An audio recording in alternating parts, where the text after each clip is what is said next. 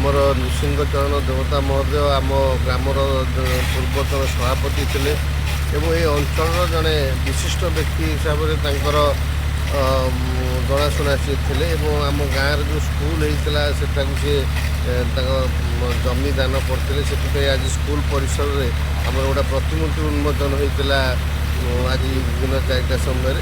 ତେଣୁ ତାଙ୍କର ଯେଉଁ ଆମାୟିକ ଭଲ ପାଇବା ଏ ଆମ ଗାଁର ଉନ୍ନତି ଏବଂ ଶିକ୍ଷାର ଉନ୍ନତି ଏସବୁ ବିଷୟରେ ତାଙ୍କ ଅବଦାନ ଅତୁଳନୀୟ ଥିଲା। ସେଥିପାଇଁ ତାଙ୍କର ଆଜି ଯେଉଁ ପ୍ରଥମ ଶ୍ରାଦ୍ଧ ବାର୍ଷିକୀ ଉପଲକ୍ଷେ ଆମ ଗାଁ ତରଫରୁ ଆମ ମା ଶାରଳା ଡ୍ରାମାଟିକ୍ କ୍ଲବ୍ ତରଫରୁ ଆମେ ଗଭୀର ଶ୍ରଦ୍ଧାଞ୍ଜଳି ଜ୍ଞାପନ କରୁ। ଆମର 42 ମୌଜା ବଉଳକୁଦ ଗ୍ରାମର ଆଜି ଏହି କାର୍ଯ୍ୟକ୍ରମ ହେଉଛି ତାଙ୍କର ପ୍ରଥମ ଶ୍ରାଦ୍ଧ ବାର୍ଷିକ।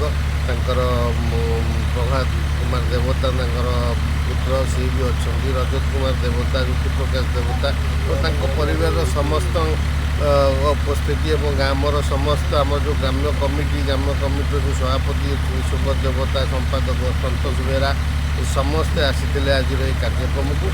ସମସ୍ତେ ଗଭୀର ଶ୍ରଦ୍ଧାଞ୍ଜଳି ଜ୍ଞାପନ କରୁଥିଲେ ତାଙ୍କୁ। ଆମର ଯେଉଁ ଶ୍ରଦ୍ଧାଞ୍ଜଳି ସଭା ହେଇଥିଲା 500ରୁ ଉର୍ଦ୍ଧ୍ୱ ଲୋକ ଏଠି ଯୋଗଦାନ କରୁଥିଲେ ଏବଂ ତାଙ୍କ ଇଏ ପାଇଁ 2000ରୁ ଉର୍ଦ୍ଧ୍ୱ ଲୋକଙ୍କର ଆୟୋଜନ କରାଯାଇଛି ତାଙ୍କର ପ୍ରସାଦ ସେବନ ପାଇଁ ଆଜିର କାର୍ଯ୍ୟକ୍ରମ ହିସାବରେ ତାଙ୍କର ଜଣାଶୁଣା ସିଏ ଥିଲେ ଏବଂ ଆମ ଗାଁରେ ଯେଉଁ ସ୍କୁଲ ହେଇଥିଲା ସେଟାକୁ ସିଏ ତାଙ୍କ ଜମି ଦାନ କରିଥିଲେ। ସେଥିପାଇଁ ଆଜି ସ୍କୁଲ ପରିସରରେ ଆମର ଗୋଟେ ପ୍ରତିମୂର୍ତ୍ତି ଉନ୍ମୋଚନ ହୋଇଥିଲା ଆଜି ଦିନ 4ଟା ସମୟରେ।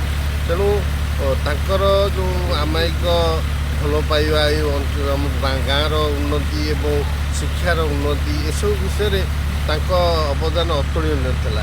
ସେଥିପାଇଁ ତାଙ୍କର ଆଜି ଯେଉଁ ପ୍ରଥମ ଶ୍ରାଦ୍ଧ ବାର୍ଷିକୀ ଉପଲକ୍ଷେ ଆମ ଗାଁ ତରଫରୁ ଆମ ମା ଶାରଳା ଡ୍ରାମାଟିକ୍ କ୍ଲବ୍ ତରଫରୁ ଆମେ ଗଭୀର ଶ୍ରଦ୍ଧାଞ୍ଜଳି ଜ୍ଞାପନ କରୁ। ଆମର 42 ମୌଜା ବଉଳକୁଦ ଗ୍ରାମର ଆଜି ଏହି କାର୍ଯ୍ୟକ୍ରମ ହେଉଛି।